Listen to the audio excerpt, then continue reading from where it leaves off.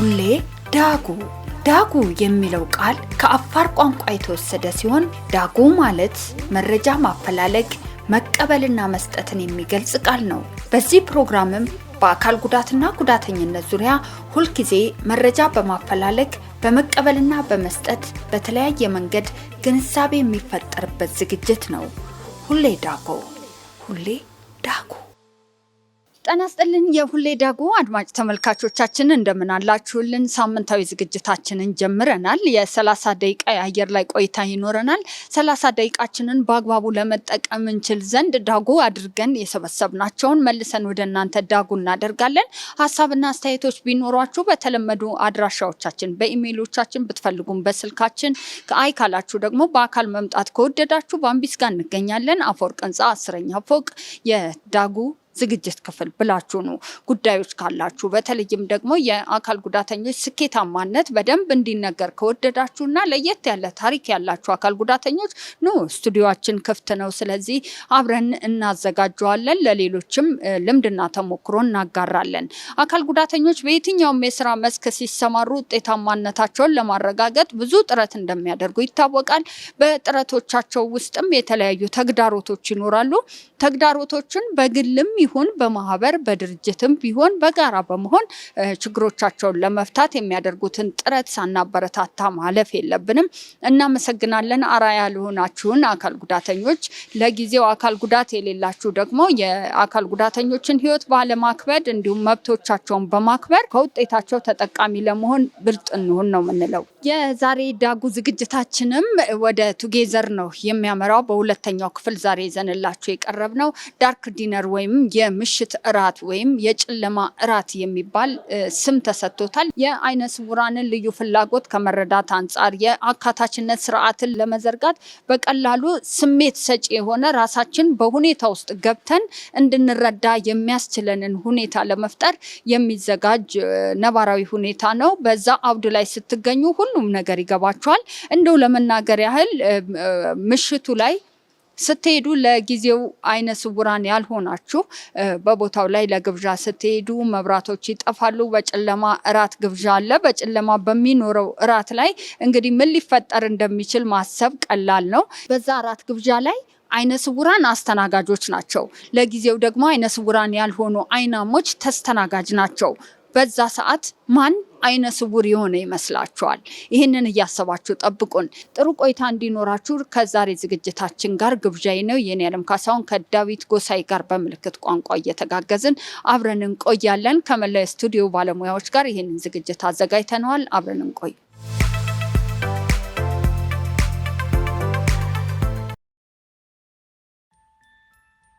ስሜቱ ትንሽ ከባድ ነው። ሰዎች ሁሉም የሚገልጹበት መንገድ እኔስ ብሆን የሚል ነገር ያስቀምጣሉ። እኛም ደግሞ ይህን ፕሮግራሙ በዋናነት ምንድነው በአይነ ስውራን እግር ሆነው እንዲያዩት ያችን ደቂቃ። አይነ ስውር ነው እንግዲህ ከዛ ውስጥ መቼም ከማየት ውጭ ሁሉም ነገር አለ። ሌላውን ሁሉም ነገር ይጠቀማሉ። መቅመሱንም፣ ሙዚቃውንም፣ መንካትም፣ ማሽተትም ሁሉም ነገር አለውና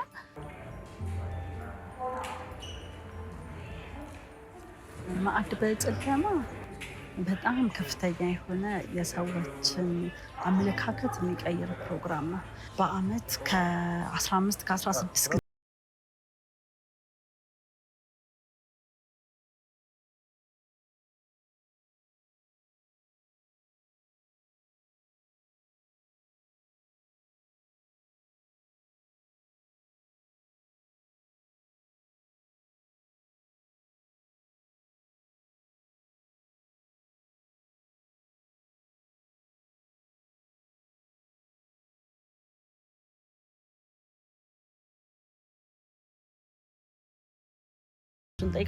በጣም ትንሽ ግራ ገብቷቸዋል ለመጀመሪያ ጊዜ። ከዛ በመቀጠል ግን በቃ በጣም እነሱም በጣም ጥሩ አሰልጣኞች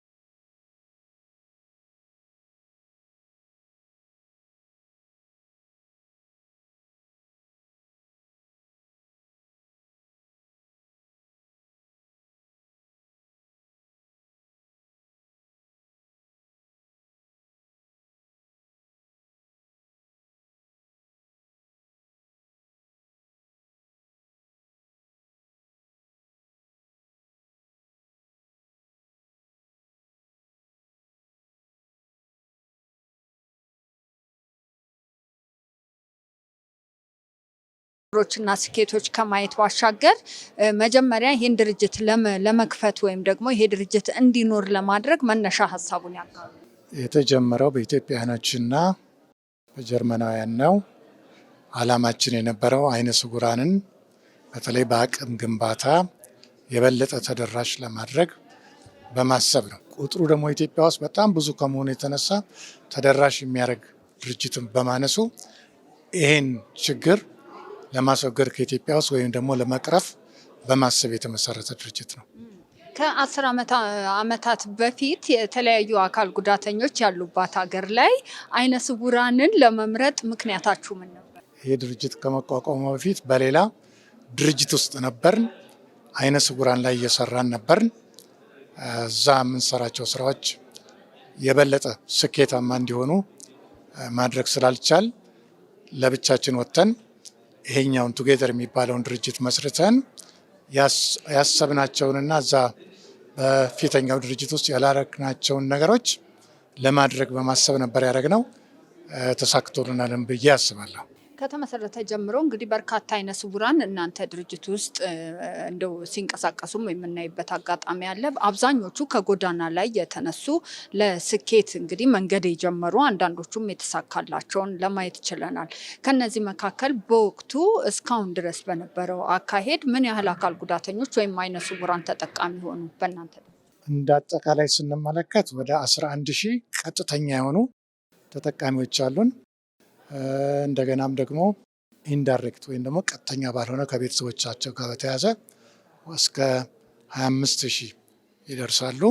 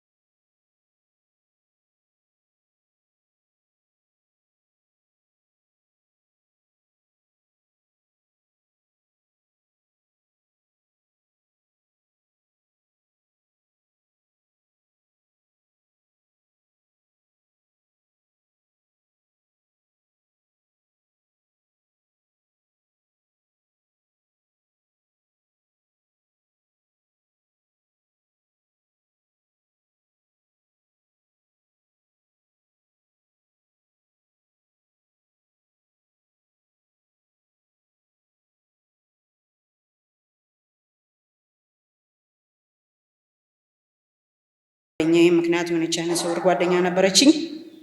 አዲስ አበባ መጣሁኝ። አዲስ አበባም ስመጣ መልሼ ጎዳና ላይ ነው የሆንኩት።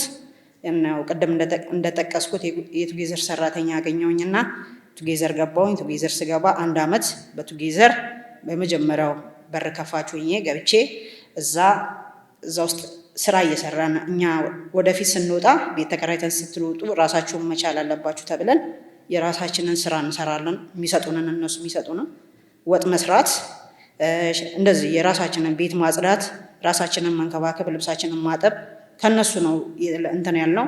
ከዛ በትርፍ ሰዓታችን ደግሞ የብሬል ስልጠናና የእንግሊዘኛ ቋንቋ ስልጠና ይሰጠን ነበረ። ከዛ 7ኛ ክፍል መልሼ ካቋረጥኩበት ሚኒሊክ መሰናዶ 1ኛ ደረጃ ጀመርኩኝ። እዛ ትምህርቴን እየተማርኩኝ ከ1 ዓመት በኋላ ደግሞ ያው የውጭውን ሶሻል ላይፍ ግዴታ መኖር ስላለብን 5ታችንም ወጣን። አሁን አዲስ አበባ ዩኒቨርሲቲ ዘንድሮ እግዚአብሔር ከፈቀደ በሶሻል ወርክ ተመራቂ ነኝ። እና እዚህ ድረስ የመጣሁት በቻሌንጆች ነው። ያለ ቻሌንጅ ምንም ነገር እንትን አይልም። ከመጀመሪያው ጀምሬ እስካሁን ድረስ በስኬትም አለ ቻሌንጅም አለ። የሰው ልጅ ያለ ቻሌንጅ ምንም ቦታ ላይ ሊደርስ አይችልም። እና መማር ከባድ ነው ማለት በእኛ በአይነ ስውራን መማር አብሶ ሃይስኩል ምናምን ችግር የለውም፣ ህብረተሰቡ ግንዛቤ አለው። አብሶ ዩኒቨርሲቲ ላይ ደግሞ ትንሽ በአሁኑ ሰዓት በወቅታዊ ችግርም በፖለቲካም በምንም ትንሽ ከባድ ነው ዩኒቨርሲቲ ላይ መማር ማለት ነው፣ በእኛ ላይ ማለት ኢኳሊቲ ይላል። ኢኳሊቲ ምንም ነገር የለም ዩኒቨርሲቲ ላይ እና ብዙ ጓደኞቻችን ትምህርት እስከ ማቋረጥ ድረስ ደርሰዋል፣ አይነ ስውሮች ማለት ነው። እና እኔ ግን ያው አላማ ስላለኝ እየተማርኩ ያለሁት እንጂ ተመቻችቶልኝ አይደለም። እና አንደኛ ነገር ቱጌዘርም ለማስጠራት ለምን ከጎዳና አንስቶኝ ያንን ውለታ ባዶ ላለማድረግ ከእግዚአብሔር ጋር እየጸለይኩ ቱጌዘርንም እያመሰገንኩኝ እዚህ ደረጃ ደርሻለሁ። እና አሁንም ብኖር ተመቻችቶልኝም አይደለም የምኖረው። ዩኒቨርሲቲ ብገባ ብዙ ችግሮች አሉ ማለት ዩኒቨርሲቲ ላይ ብዙ ነገር ያስፈልጋል። በዛ ላይ ደግሞ ቤት ተከራይቼ ነው አሁን የምኖረው። ቤት የምከራይበት ምክንያት ማለት ዶርም ውስጥ መኖር እችላለሁ፣ ግን 7ኛ ክፍል ሲሆን ቱጌዘር ከድርጅቱ ሲያስወጣን መቋቋሚያ ትንሽ ቤት ዕቃ ገዝቶልን ቤት ተከራይተን ነበር የምንኖረው። እና ስኖር ያችን ቤት ማለት መልቀቅ አልፈለኩም። የራሴ ምክንያት አለኝ። ያለቀኩበት ምክንያት ማለት ሰዎች አንዳንዶቹ ዶርም አለሽ አይደል ወይ ቅንጦት ነው እንጂ ቤት የምትከራዩ እንጂ ቅንጦት ባይኖር ዶርም ውስጥ መኖር ትችይ ነበር ምናምን ብሎ የሚሉ አሉ። የውስጤን ግን እኔና ፈጣሪ ነው የምናውቀው። ማለት ከዚህ በፊት ስኖር ጎዳና ላይም ደጋግሜ ኖሬያለሁ ብያቸዋለሁ። ሰበታም ጎዳና ላይ ኖሬያለሁ። ብዙ ችግር ያጋጥማል ጎዳና ላይ ሲኖር። ደግሞ ዩኒቨርሲቲ ውስጥ ያልኖርኩበት ቤት ነበረኝ ማለት ዕቃ ቱጌዘር ገዝቶልኝ የሰጠኝ ነበረ። እኔም ደግሞ ሎተሪ ይሸጣለሁ። ቱጌዘር በሚሰጠኝ በፊት ስለማይበቃኝ ሎተሪ እየሸጥኩ ነው አሁን የምተዳደረው እስካሁን ድረስ ማለት ነው። ቱጌዘርም ያደርግልኛል፣ እኔም ደግሞ በተጨማሪ ሎተሪ እየሸጥኩኝ ማለት ልመና ከምለምን እየተማርኩ ልመናን ከምለምን ለሌላው አርአያ እንደሆን ብዬ ሎተሪ ይሸጣለሁ። በዛች ሎተሪ ቤት ኪራይ እየከፈልኩ ቱጌዘርም ሰፖርት ያደርገኛል የተወሰነ። ዩኒቨርሲቲ እንትን ላይ ክረምት ላይ ያስወጣል ሁሉንም አይነ ስውራንም ሁሉንም ስለሚያስወጣ በዛ ሰዓት ቤተሰብ ምናምን ዘመድ ስለሌለ ማረፊያ ትሆነኛለች ብዬ ነው ቤቱን የተከራየሁት። እና ቤት ስትከራይ ከባድ ነው። አሁን ቀደም ቱጌዘር ብሎታል። እንኳን በግለሰብ ቀርቶ በድርጅት ቀርቶ በግለሰብም ቤት ኪራይ አዲስ አበባ ውስጥ በጣም አስቸጋሪ ነው። እና እኔ ለቱጌዘር መማኝለት ከዚህ በኋላ ባለው ቤት አግኝቶ እኛን በነፃነት አሁን ወደፊትም እኛም ተመራቂዎችን ምናምን ስላለን በበጎ ፍቃድ እዛ አገልግለን የተስፋፋ ቤት አግኝቶ ከኪራይ ቤት ወጥቶ ማለት የኪራይ ቤትን ችግር ስለማውቀው ነው እዚህ ላይ ፎከስ ያደረኩት። አግኝቶ ቤት አግኝቶ በቃ በነፃነት እኛን የበለጠ እንዲያገለግለን እና ከኛም የሚመጡ ከኋላ የሚመጡ ሰዎችን የበለጠ እንዲያገለግል እጸልያለሁ። ቤት እንዲያገኝ ማለት ነው። አዲስ አበባ ላይ ችግሩ ዋናው ቤት ነው እና እኔ ቤትም በራሴም በግሌም ስላየሁት እና ብዙ ነገር አድርጎልኛል ቱጌዘር ለእኔ እዚህ ቁም ነገር ላይ እንድደርስ ማለት እናትና አባት እንኳን ይሰለቻል። ዩኒቨርሲቲ እና ኮሌጅ ማድረስ ማለት ቀላል አይደለም። ስናወራው ቀላል ይመስላል፣ ግን ሁሉም ነገር ስናየው ነው እንትን የምንለው ያንን ነገር እንትን የምንለው። ስለዚህ አመሰግናለሁ። በ10 ዓመት ውስጥ ለአንድ ድርጅት በጣም ትንሽ እድሜ ነው። በ10 ዓመት ውስጥ እነዚህ ሁሉ ሰዎች ተጠቃሚ ሲሆኑ መቼም ራሱን የቻለ ተግዳሮት ይኖረዋል እንዳካሄድ ማለት ነው። በመሰረታዊነት የገጠማችሁ ችግር ምን ነው? ትልቁ ችግር ያው በተለይ ኮምፒውተር ትምህርት ስንጀምር አይነ ስውር እንዴት ኮምፒውተር ትምህርት ይማራል ትላላችሁ? ፍቃድስ እንዴት ትጠይቁናላችሁ? የሚሉ የመንግስት ክፍሎች ነበሩን። ይሄን ቀርፈን እንደምንም አድርገን ልናሳያቸው ችለናል። በሌላ በኩል ደግሞ የገንዘብ ችግር አለ። ከዚህም ከዛም ብያረግን የማሰባሰቡ ችግር ከፍተኛ ነበር። ግን እንደ ዋና አርጌ ደግሞ ከዚህም በላይ የምመለከተው የቤት ኪራይ ችግር ነው። ቤት ኪራይ ብዙ ገንዘብ ይወስድብናል። ይሄ ቤት ችግር ቢቀረፍ በርካታ አካል ጉዳተኞችን ወይም ደግሞ ከአይነ ስውራንም ውጭ አይነ ስውራኖችንም የምንደርስበት ነገር አለ። ለወደፊት ደግሞ እቅዳችን አይነ ስውራንን ብቻ ሳይሆን ሌሎች አካል ጉዳተኞችንም የማቀፍ ስለሆነ ቤት ኪራይ ችግራችን ቢቀርፍልን በርካታ ስራዎችን መስራት እንችላለን ብዬ አስባለሁ። በርካታ ለውጦች ኖረዋል። በተለይ በመንግስት አካል መሪዎች ዘንድ ለውጡ አለ። ግን አሁን ኮምፒውተር እኛ ስናስተምር አፍሪካ ሀገር ውስጥ አንደኛ ደረጃ ኮምፒውተር ይማራሉ። እኛ ሀገር ውስጥ ግን አሁንም አንደኛ ደረጃ ውስጥ የሚገኙ ተማሪዎች ኮምፒውተር የሚማሩባቸው ነገሮች አልተመቻቹም። እኛው ራሳችን ነን ኮምፒውተሮቻችንን የተለያዩ ትምህርት ቤቶች ውስጥ እየወሰድን አይነ ስውሮችን እንዲማሩ እያደረግን ያለ ነው። ከዛ አኳያ ተነሳሽነት በከፍተኛ ደረጃ አለ ብለን አናስብም፣ የለምም። አሁንም ኮምፒውተሮቻችን መንግስት ትምህርት ቤቶች ውስጥ ናቸው ያሉት። የሰጠናቸውም ራሱ እንኳን እንደ ንብረታቸው አድርገው ወስደውታል እና በቂ አይነት መተባበር እያየን አይደለንም።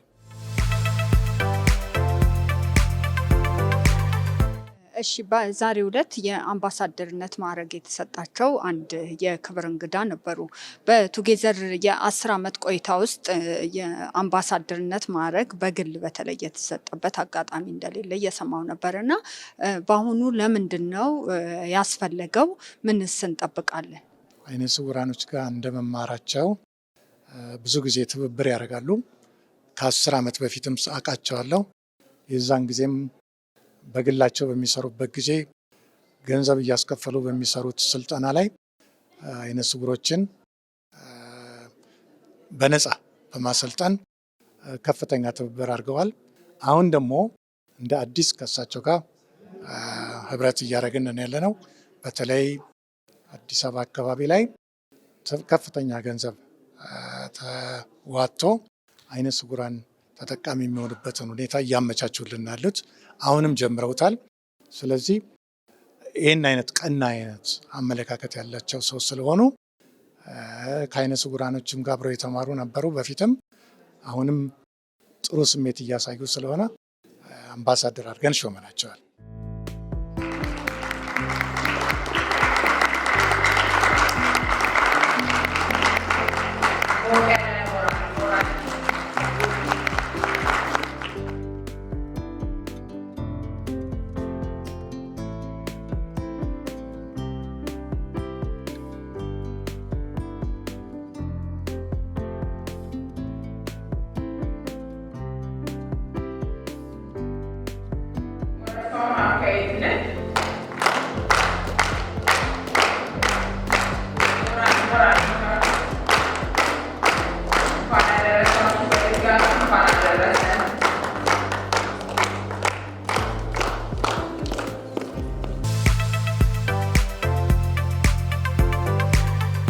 መብት ሲኖር አስገዳጅ የሆኑ ደግሞ መብቶች እንዲከበሩ የማድረግም ስራ ተከትሎ መምጣት መቻል አለበት።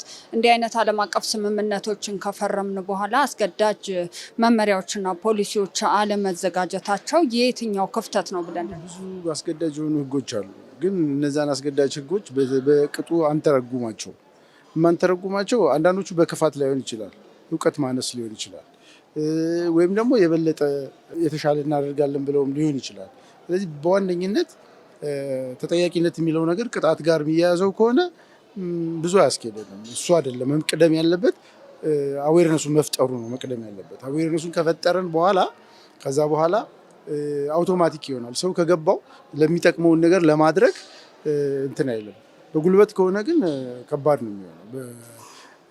ተጠያቂነትን በማስፈን ምናምን ከተባለ አልችልም ካለሽ ምን ታደርጊዋለሽ? ስለዚህ እኔ የበለጠ የተሻለ ነው ብዬ የተሻለው ለውጤትም የሚያቀርበን ነው ብዬ የማስበው አስገዳጅ ሁኔታዎችን ማስቀመጥ ምናምን አይደለም። ለምሳሌ ህንፃ ስትሰራ እንደዚህ አድርግና ስራ ስትዩ ይህንን ካላሟላ አይሆንም ካልሽው ከነጭራሹ ህንፃውንም ይተወዋል። ስለዚህ ጉዳት ይሆናል፣ የበለጠ ደግሞ እንጎዳለን ማለት ነው። ግን አዌርነሱን ፈጥሮ ህንፃውን ሲሰራ ይህንን ቢያደርግ አክሰስ ቢፈጥርለት ለሌሎችም ጠቃሚ ይሆናል፣ አንተም ትጠቀማለህ ብሎ ጥቅሙ እንዲገባው ማድረግ ነው።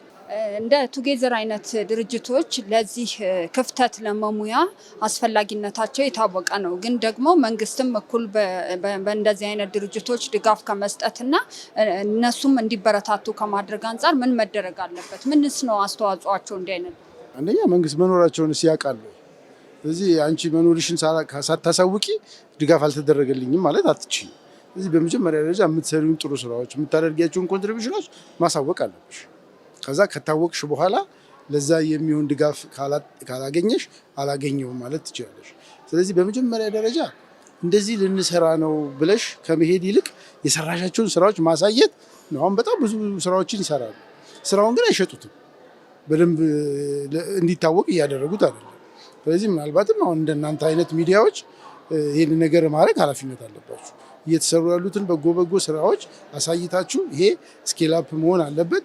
በመንግስት ብቻ ሳይሆን በብዙ ስቴክሆልደርስ መደገፍ አለበት።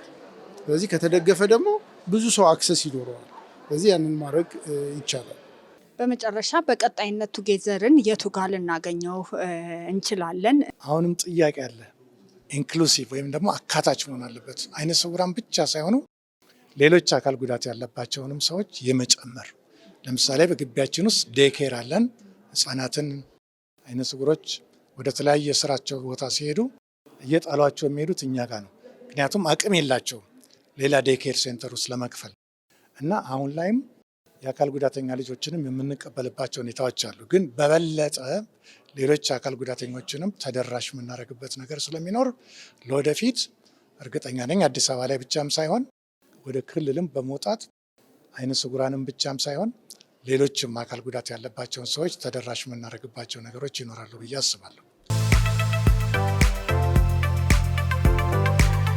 በእርግጠኝነት ጥሩ ጊዜ እንዳሳለፍን ተስፋ አደርጋለሁ። ዳጓችን ዛሬ ዳጓ አድርጎ የሰበሰባቸውን ወደ እናንተ መልሶ ዳጓ አድርጓል። እናንተስ ምን ዳጉ ታደርጋላችሁ? ዳጓ አድርጉና መልሳችሁ ለእኛ አጋሩን። እኛ መልሰን ደግሞ ለብዙሃኑ እናደርሳለን። በመላው ዓለም ለምትገኙ ሁሉ በኢትዮጵያ ውስጥ ያሉ የአካል ጉዳተኞች ቁጥር ከ13 ዓመታት በፊት የዓለም ጤና ድርጅትና ዓለም ባንክ ባጠኑት ጥናት መሰረት 17.6 የሚሆነው የኢትዮጵያ ሕዝብ አካል ጉዳተኛ ነው ብለው ሪፖርት አቀረቡ።